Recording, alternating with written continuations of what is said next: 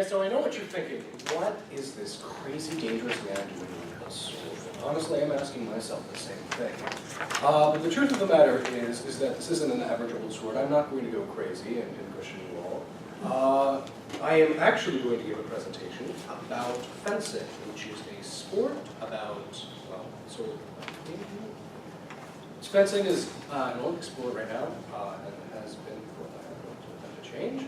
About two skilled athletes hitting each other with swords like this. The first person to hit the other guy gets a point, and it has a long history dating back to with like European noblemen who used to murder each other for fun until they took the sport.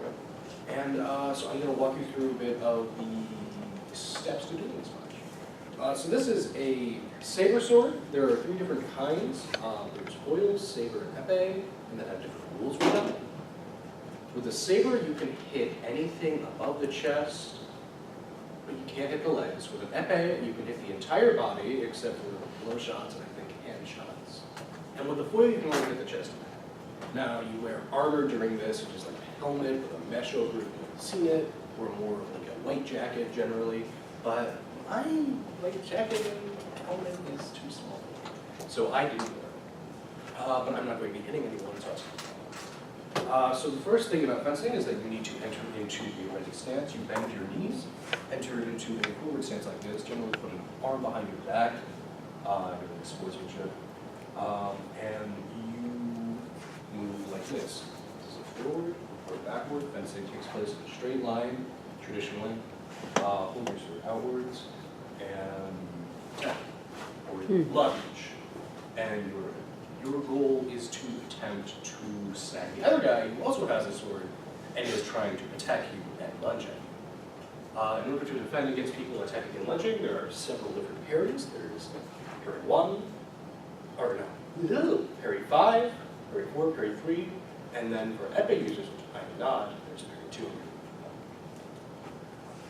And these defend your entire body from your sword strikes. Fencing mostly relies on lunges, traditionally. You can score points to the knees, the armor, good style, don't do that. Sportsmanship fencing, again, requires you to have your hand behind your back, but when you're actually sword fighting, you don't need it, and historically, fencers in medieval old-timey times liked to cheat their way to victory by like punching people or salt in their face. It was actually a medieval insult to say someone was practicing their fencing skills because it meant that they were up to no good. So if you went up to a nobleman and complimented them on their fencing skills, they would be like, "How dare you? Let's go out back and I will fence you," and you will die. And that's how things were set. So I guess in conclusion, that's it. Now you guys know that much more about pincushion. Don't go, let's ask questions. How do you know so much about, like, do you do it yourself? Yes. As like a kid or? Yeah, I did it when I was younger. I tried to get back on the train when I moved down here. Unfortunately, the only fencing academy nearby was not nearby, it was hours away in downtown Houston. So I didn't really get to practice my skills. But I still have this. I still really liked it. I was really good at it. I came in second in a county tournament between every fencing school when I was absurdly young. I'm really proud of that. That's awesome. Yeah. That's great. That is really cool. But no, I haven't been actively fencing. I've only practiced sometimes. Yep. What made you like want to do it? Well, I was like 9, and I was like, oh my god, sword fighting. I love Star Wars. And so I did it. And I turned out to be really good at it, so I'm pretty happy with that choice. You should go back into it. I really should. What's the purpose of holding the one hand behind your back? I guess it's because you don't want the other guy, you can have your hand like this, kind of like, and then you can get them like off. Another thing I forgot to mention is that this sword is electronic, and you could plug it into a, what do you call it, thing that would, if you hit someone, would capture your score, show, because fencing takes place at super high speeds. So, like, when two guys are going at each other, chances are they're both gonna hit each other, but the electronic safer is conducting who hits who first. But the reason you have your arm behind your back is so it doesn't hit you and it helps you balancing. That's how my instructor taught me, but I know there are other countries that do it like this or whatever, they have their arm elsewhere. The point is, the arm doesn't really enter the equation. You can't show off your sweet jujitsu moves. So it doesn't, it does, is it like, do you exercise it? I mean, Yeah, type no, of yeah, method? yeah, no, it's, again, it's an Olympic sport.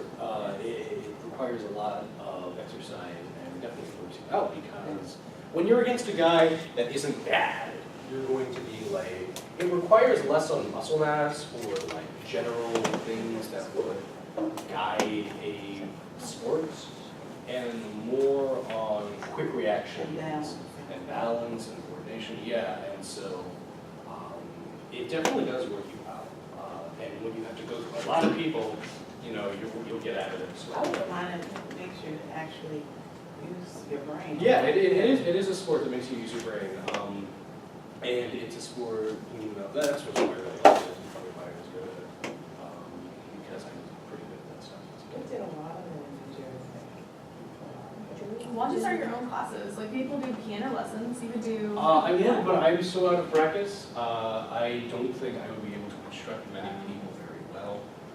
I wouldn't mind it, but at the level I'm at now, I'm nowhere. Like my instructor, I was fortunate enough to have like an old Hungarian Olympic athlete. Wow. Who's like all crusty and stuff, like from their own fencing academy in the upper class suburbs of New Jersey, that I just happened to be nearby without actually being in the class, because they were teaching lessons there.